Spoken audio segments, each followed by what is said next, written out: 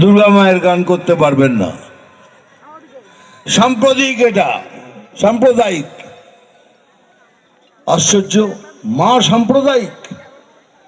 যারা যারা ধর্মীয় বই পড়েছেন সেখানে লেখা আছে কি মায়ের পায়ের নিচেই স্বর্গ, माँ के पैरों तले जन्नत है। अगर माँ के पैरों तले जन्नत है তাহলে মা সাম্প্রদায়িক হলো কি করে? কিন্তু মা সাম্প্রদায়িক।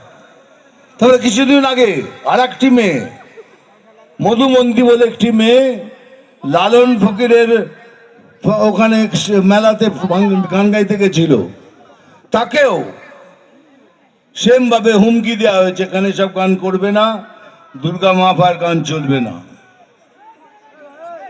ওখানে দীপু দাসকে জ্বালিয়ে মেরে দেওয়া হলো, জ্বলন্ত জ্বালানো হলো তাকে। তার প্রতিবাদে হিন্দু মঞ্চ, হিন্দু জাগরণ মঞ্চ একটা মিছিল বার করলো, তাদের পুলিশ মেরে মাথা ফাটিয়ে দিল।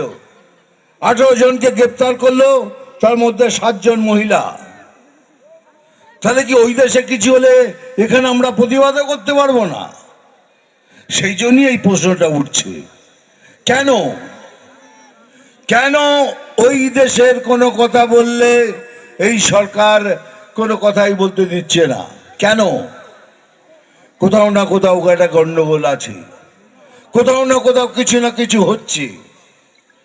মানে যেভাবেই হোক আমরা যেন শক্তিতে থাকি, তাতে ভোগে যাক, তাতে পশ্চিমবাংলা পশ্চিম বাংলাদেশ হয়ে যাক, কোনো পরোয়া নেই, আমরা যেন এই শক্তিতে থাকি।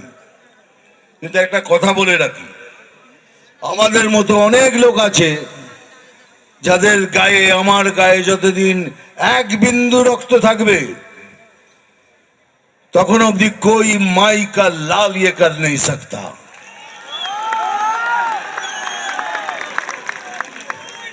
জোর করে বলছি, কোই মাই কা লাল ইয়ে কর নেই সকতা। এই জন্যই বলছি এখন সময় এসছে, আমাদের সময় এসছে সমস্ত সনাতনী হিন্দুকে একসাথে এক ছাতার নিচে এসে আমাদের ভোট করতে হবে। তা নাহলে ভেবে দেখবেন ওদের অনেক জায়গা আছে থাকার, আমাদের হিন্দুদের কোনো জায়গা আছে?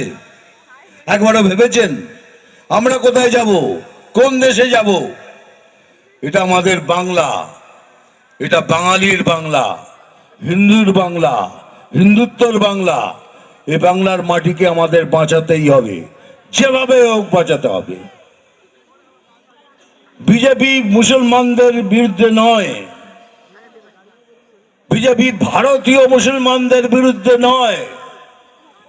যে মুসলমান ভাইরা ভারতকে ভালোবাসে, ভারতের ক্ষতি চায় না, আমরা তাদের পক্ষে। কিন্তু যারা ভারতের ক্ষতি চায় আমরা তাদের বিরুদ্ধে। তাহলে এই এসআইআর নিয়ে কাদের জন্য লড়ছেন আপনি? কাদের বাঁচানোর জন্য লড়ছেন আপনি? কিসের জন্য লড়ছেন আপনি? একটু ভাবতে হবে। তাই বলি সময় এসছে এখন, সবাই একসাথে হন। আমার এখানে স্টেজে বসে থাকা যত কার্যকর্তা আছেন তাদের উপর হাত জোর করে রিকোয়েস্ট করছি, যদি আপনাদের মধ্যে কোনো মনোমালিন্য থাকে ইলেকশন অবধি সেটা মিটিয়ে নিন, তারপরে যা কথা ভাববেন। দয়া করে সবাই মনোমালিন্য মিটিয়ে নিন, কিন্তু এ লড়াই আমাদের লড়তেই হবে। আপনারা কাশ্মীর ফাইলস পিকচারটা দেখেছেন? যদি দেখে থাকেন তাতে দেখবেন ওখানকার ব্রাহ্মণ হিন্দুদের ওই কাশ্মীর থেকে তাড়িয়ে দেওয়া হয়েছে। কেন তাড়িয়ে দিয়েছে? একটাই, ওখানে কোনো হিন্দুরা থাকতে পারবে না। আজকে এখন এইখানেও সেই পরিস্থিতি হয়ে গেছে, সেই পরিস্থিতি এখানেও হচ্ছে যে কোনো কিছু হলে পরে তাদের লেলিয়ে দেওয়া হচ্ছে, হিন্দুদের কিছু করতে দেবে না, হিন্দুদের কিছু বলতে দেবে না, হিন্দুরা যেন ওসব না করে।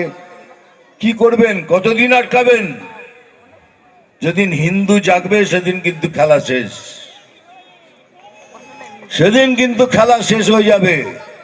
আমরা অনেক সহ্য করার ক্ষমতা রাখি, আমরা সনাতনী, বুক চাপড়ে বলুন হাম সনাতনী হ্যায়।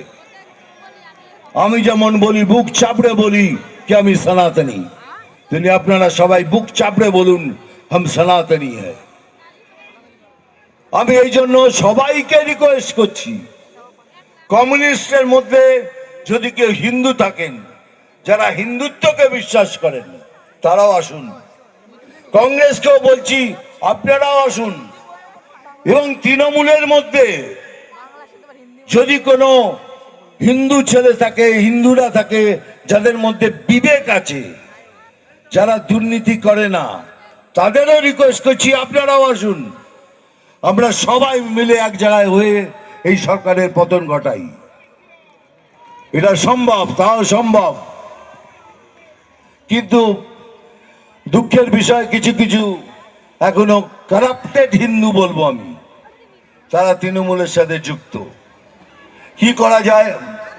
যাই হোক, লক্ষ্মী ভান্ডারের 1000 টাকা খুব ভালো, কেউ ছাড়বেন না, নেবেন, কারণ এটা আপনাদেরই পয়সা।